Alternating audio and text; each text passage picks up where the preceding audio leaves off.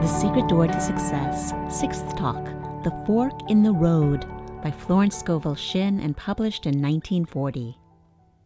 Choose you this day whom you will serve. Joshua 24:15. Every day there is a necessity of choice, a fork in the road. Shall I do this or shall I do that? Shall I go or shall I stay? And many people do not know what to do. They rush about letting other people make decisions for them and then regret having taken their advice. There are others who carefully reason things out. They weigh and measure the situation like dealing in groceries and are surprised when they fail to attain their goal. There are still other people who follow the magic path of intuition and find themselves in their promised land in the twinkling of an eye. Intuition is a spiritual faculty high above the reasoning mind, but on that path is all that you desire or require. In my book, The Game of Life and How to Play It, I give many examples of success attained through using this marvelous faculty. I say also that prayer is telephoning to God, and intuition is God telephoning to you.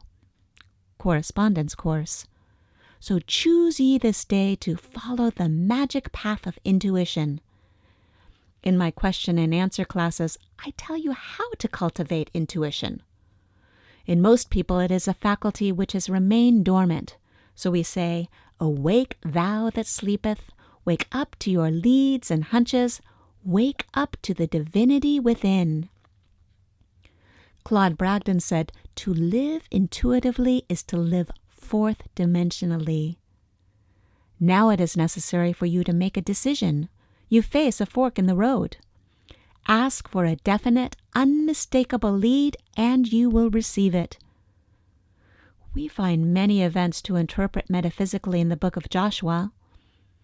After the death of Moses, the divine command came to Joshua, now therefore arise, go over the Jordan, thou and all thy people, unto the land which I do give to them.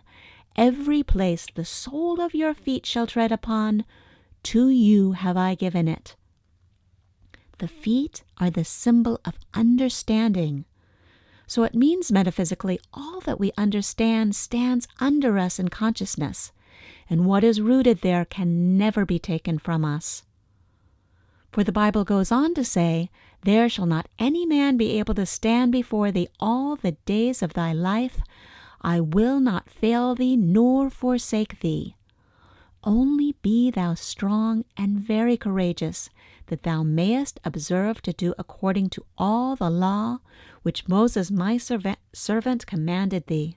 Turn not from it to the right hand or to the left, that thou mayest prosper whithersoever thou goest. So we find we have success through being strong and very courageous and following spiritual law. We are back again to the fork in the road, the necessity of choice. Choose you this day whom ye will serve, the intellect or divine guidance. A well-known man who has become a great power in the financial world said to a friend, I always follow intuition, and I am luck incarnate. Inspiration, which is divine guidance, is the most important thing in life. People come to truth meetings for inspiration. I find the right word will start divine activity operating in their affairs. A woman came to me with a complication of affairs. I said to her, let God juggle the situation. It clicked. She took the affirmation. I now let God juggle the situation. Almost immediately, she rented a house which had been vacant for a long time. Let God juggle every situation, for when you try to juggle the situation, you drop all the balls. In my question and answer classes, I would be asked, how do you let God juggle a situation? And what do you mean when you say, I should not juggle it? You juggle with the intellect. The intellect would say, times are hard, no activity in real estate. Don't expect anything until the fall of 1958. With spiritual law, there is only the now. Before you call, you are answered, for time and space are but a dream, and your blessing is there waiting for you to release it by faith and the word. Choose you this day whom you will serve, fear or faith. In every act prompted by fear lies the germ of its own defeat. It takes much strength and courage to trust God. We often trust Him in little things, but when it comes to a big situation, we feel we had better attend to it ourselves. And then comes defeat and failure. The following extract from a letter which I received from a woman in the West shows how conditions can change in the twinkling of an eye. I've had the pleasure of reading your wonderful book, The Game of Life and How to Play It. I have 4 boys, 10, 13, 15, and 17, and thought how wonderful for them to grasp it in their early life and be able to get things which are theirs by divine right. The lady who let me read her copy gave me other things to read, but it seemed when I picked this book up it was magnetic, and I could not let go of it. After reading it, I realized I was trying to live divinely, but did not understand the law, or I would have been much further advanced. At first I thought it quite hard to find a place in the business world after so many years of being a mother, but I got the statement, God makes a way where there is no way. And He did that very thing for me. I am grateful for my position and smile when people say, how do you do it, manage 4 growing boys, a home, after all the times you have been hospitalized with such major operations, and none of your relatives near you? I have that statement in my book, God makes a way where there is no way. God made a way for her in business when all her friends said it couldn't be done. The average person will tell you almost anything can't be done. I had an example of this the other day. In a shop I found a delightful little silver drupillator which would make just 1 cup of anything. I showed it to some friends with enthusiasm, thinking it so very cute, and one said, "It'll never work." The other said if it belonged to me, I'd throw it away. I stood up for that little drupillator and said I knew it would work, which it did. My friends were simply typical of the average person who says, it can't be done. All big ideas meet with opposition.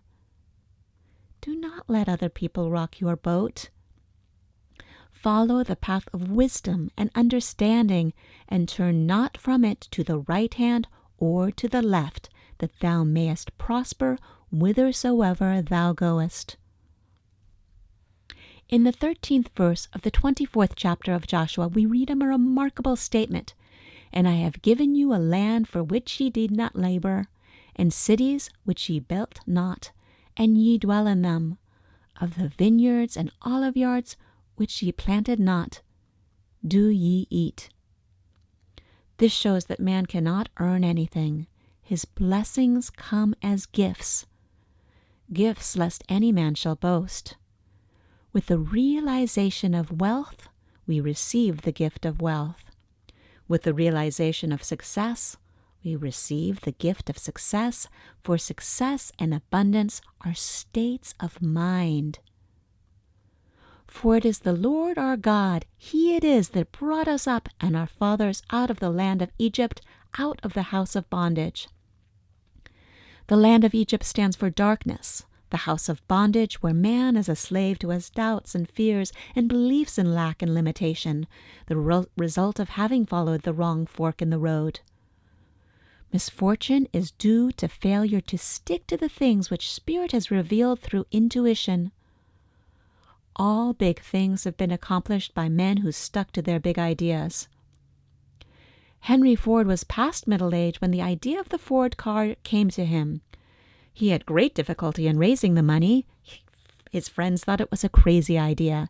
His father said to him tearfully, "Henry, why do you give up a good $25 a week job in order to chase a crazy idea?"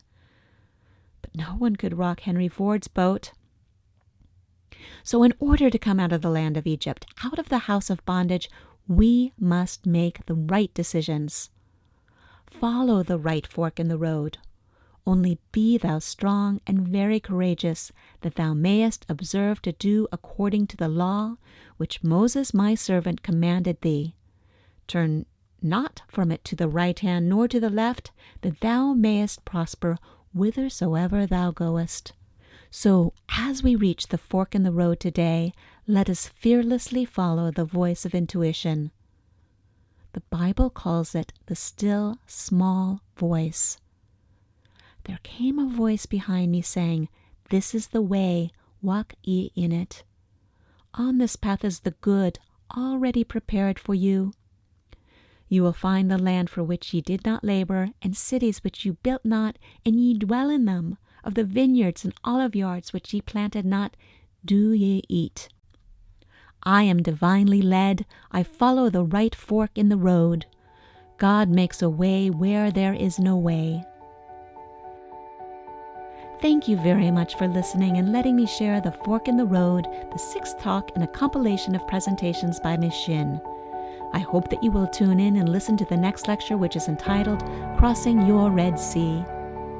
If you have enjoyed this presentation, please like, share, and subscribe, and please leave a comment letting us know what made an impression or is of interest to you for future presentations. Thank you so much.